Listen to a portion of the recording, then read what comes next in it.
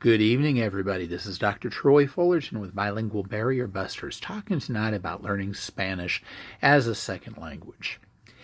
I wish I had $1 for every time somebody asks me, what about Duolingo? Or what about Rosetta Stone? People always seem to want a magic bullet, a one-size-fits-all approach in order to be successful learning. And they often want to know if that magic bullet they're looking at would be effective. The correct answer is yes and no.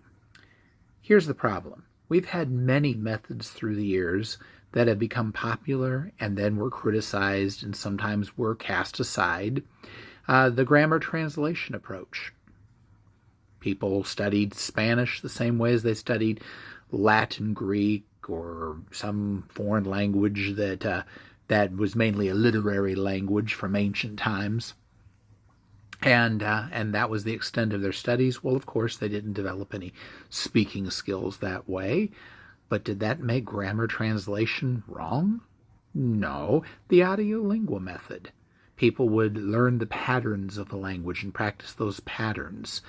Well, it got criticized because people would learn those patterns and then still not be able to produce spontaneous speech. Did that make the audiolingual method wrong? No. Comprehensible input.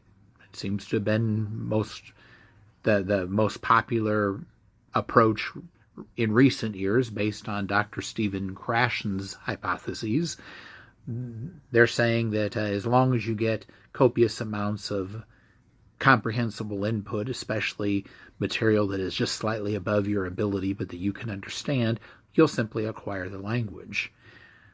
Okay, are they wrong? Well, not entirely. None of these things are entirely wrong. We really need to have an eclectic approach to whatever we're doing and not over-rely on any one thing, because there are multiple facets to the language we're trying to study. Let's just take the obvious: speaking, reading, understanding, writing, listening. Well, that's understanding.